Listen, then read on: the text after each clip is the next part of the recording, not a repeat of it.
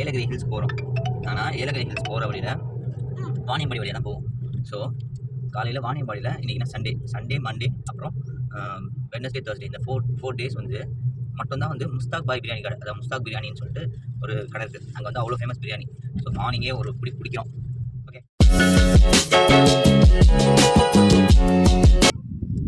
Finally வந்து வாணியம்பாடி வந்து reach ஆயாச்சு.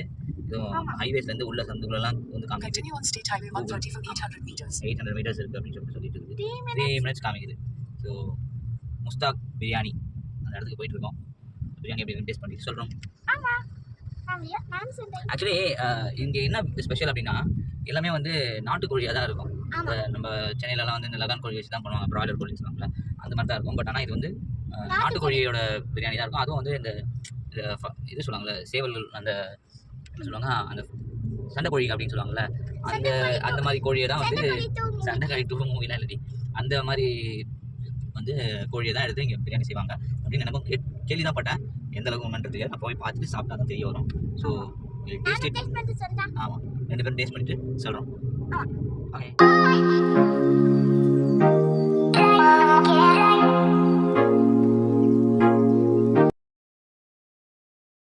பார்த்துருப்பீங்க நம்ம கிரௌண்டிக்கிறாங்க, கிட்டத்தட்ட 25 பேர் லைன் நிற்கிறாங்க.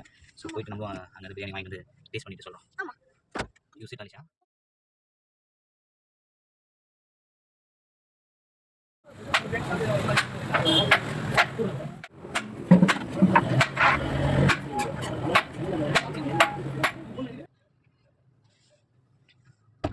கொஞ்ச நேரத்தில் பிரியாணி கிளப்பிட்டாங்க. பிரியாணி இல்லைன்றாங்க. அப்புறம் பார்த்தா நல்ல வேலை லைன் இருந்ததால் பிரியாணி கிடச்சிச்சு.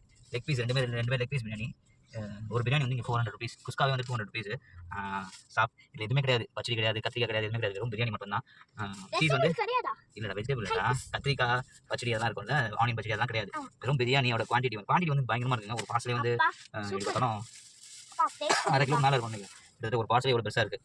ஓகே, ஸோ ஒரு பார்சலே எனக்கு தெரிஞ்சு 3 பேர் சாப்பிட்லாம் நினைக்கிறேன். ஸோ இது மாதிரி மார்னிங் டிஃபனுக்கு இதை சாப்பிட்டு மதியம் டிஃபனுக்கு சாப்பிடலாம் நினைக்கிறேன். அந்த அளவுக்கு இருக்குது quantity. So let's taste it. Biryani taste நல்லா இருக்கு. அந்த லெக் பீஸ் வந்து நான் காமிக்கிறேன். இது வந்து சிக்கன் லெக் பீஸ். என்னோட முகத்துக்கு சைடில் இருக்குது. இந்த மாதிரி லெக் வந்து நம்ம சென்னையில் எங்கேயுமே பார்க்க முடியாது. ஸோ இதுக்கு தான் அந்த ரேட்டு. சரி, அதோட லெக் பாருங்கள் எவ்வளோ ஸ்ட்ராங்காக இருக்குது. பீஸும் வந்து அந்த மாதிரி இருக்குது. பஞ்சு மாதிரி வருதுண்ணா டேஸ்ட்.